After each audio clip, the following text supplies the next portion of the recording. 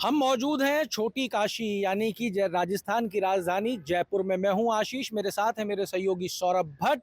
और आज हम आपको बताने जा रहे हैं राजस्थान की राजधानी जयपुर में वो गंगा जमनी तहजीब किस तरीके से साथ साथ चलती है और यूं कहें तो हाथ में हाथ डाल के चलती है। आज ईद का भी पर्व है, ईद मनाई गई, सड़कों के ऊपर लोग आए, लोगों ने नमाज पढ़ी और बहुत ही सौहार्दपूर्ण तरीके से ईद का पर्व मनाया गया। लेकिन इसके साथ साथ आज शाम को राजस्थान की राजधानी जयपुर में प्रसिद्ध गणगौर माता की सवारी भी निकलेगी, जिसको भी दोनों पक्षों का समर्थन प्राप्त है।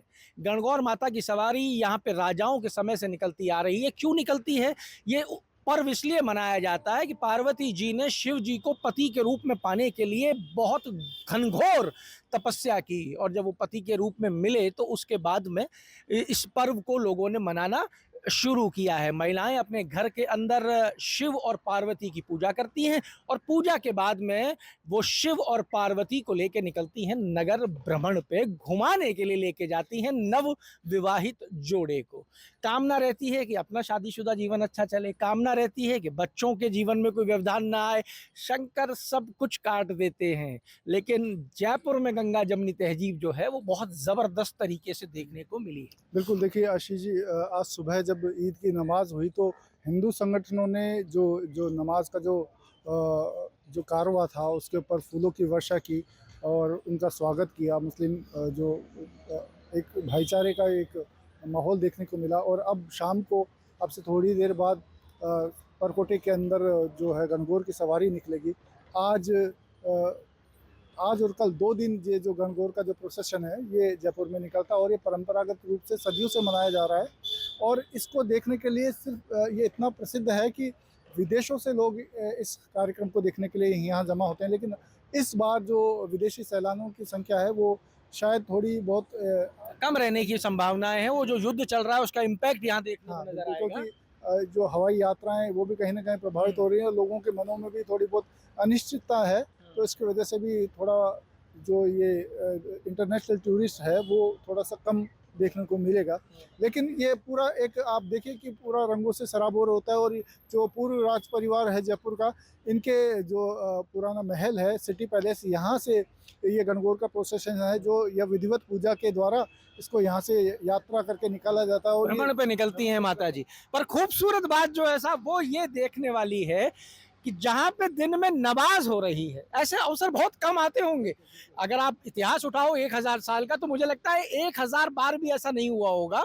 लेकिन जहां दिन में नमाज हुई है वहीं पे शाम को उसी लवाजमे के साथ, उसी उत्साह के साथ दूसरा समुदाय, हिंदू समुदाय, अपनी गणगौर माता को लेकर सड़कों पे निकलेगा और अब मुस्लिम समुदाय स्वागत करेगा गणगौर माता का।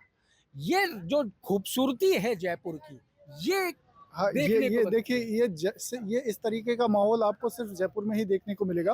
कि अब आप देखिए कि उनकी नमाज हुई, हिंदू संगठनों ने उनके ऊपर फूलों की वर्षा की और अब जो मुस्लिम संगठन है वो गणगौर माता की जो पूजा है उसमें उनका वो स्वागत करेंगे।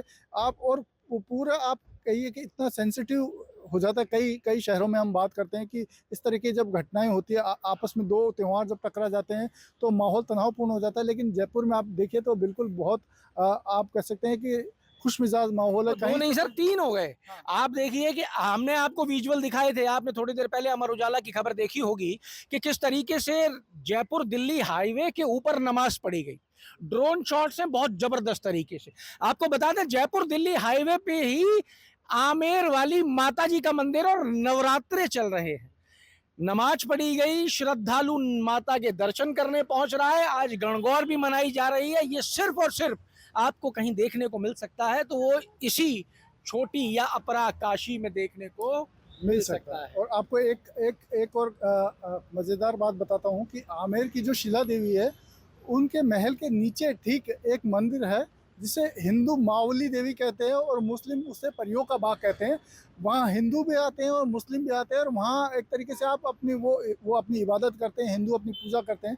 तो आप कह सकते हैं कि एक ये भी एक गंगा जमनी तहजीब का एक बड़ा जीता जागता उदाहरण है। जब राजनेता कुछ भी कहें साहब, राजनेता कोई भी बयानबाजी करें, पर जब दोनों के पर्व एक साथ आ जाते हैं तो जो आम जन है वो अपनी भावना दिखा देता है कि हम कैसे हैं। बिल्कुल, देखिए, और जयपुर में तो मुझे कभी ऐसा याद नहीं कोई मौका जब इस तरीके के जब 2 पर्व आमने-सामने हुए, तो किसी तरीके से कोई टकराव या कड़वाहट देखने को मिली हो। दोनों जो पक्ष हैं बहुत आप कह सकते हैं बहुत आत्मीयता से, बहुत समझदारी से एक-दूसरे का जो स्वागत करते हैं, सत्कार करते हैं और अपने-अपने त्योहार मनाते हैं। अपने-अपने त्योहार मनाते हैं। देखिए अमर उजाला यही कामना करेगा कि जब रामनवमी पे भी भगवान राम के जुलूस निकलें, तो पूरे राजस्थान में इसी तरीके का सौहार्द जो है वो देखने को मिले।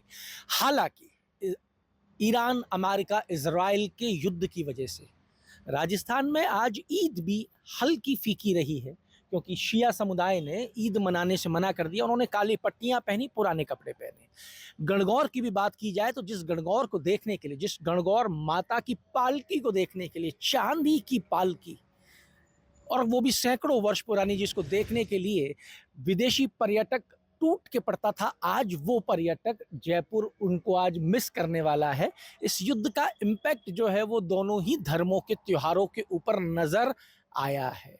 मेरी बात हुई है हमारी कुछ बहनों से जो गणगौर का पर्व मना रही थी, किस तरीके से मनाती हैं, क्या कारण है और कैसे मनाती हैं, जरा आप सुनिए और आनंद लीजिए गणगौर के उन बेहतरीन दृश्यों का जो आपको पूरे विश्व में कहीं भी देखने को नहीं मिलने वाले हैं। बता देंगे थोड़ा सा क्या क्या है आप और कहाँ जा रहे हैं, किस तरीके से मनाते हैं गणगौर? गणगौर बेसिकली ईश्वरदास जी और पार्वती जी की पूजा होती है। चैत्र के नवरात्रों में तीसरे दिन इसका पूजन किया जाता है। आपके हाथ में क्या है, ये कौन है ये? ये ईश्वरदास जी हैं, शिव भगवान। और आपके हाथ में ये पार्वती जी हैं? जी, गौरा माता जी। फिर किस तरीके से पूजन होता है, क्या करेंगे फिर? इनको स्थापित करते हैं सुबह सुबह। वैसे तो 16 दिन की पूजा होती है, जब नवविवाहिताएं होती हैं वो 16 दिन की पूजन करती हैं, लेकिन हम लोग एक ही दिन का पूजन करते हैं। और इसके बाद सुबह इनका पूजन किया गया, इनके गाने गाए जाते हैं, धूप घास और मिठाइयों के संग, गुने के संग इनकी पूजा की जाती है। अब शाम को हम इनको घुमाने के लिए लेके आए हैं। ये तो हमारे वैसे स्थापित है, इसलिए इनको घुमा के हम वापस ले जाएंगे घर में। अदरवाइज जब मिट्टी के बना के रखते हैं तो उनको हम सिरा देते हैं। और ये इनका खाना पीना है साथ में। जी, आपका नाम बता देंगे? रचना। रचना। आप? अल्पना। अल्पना।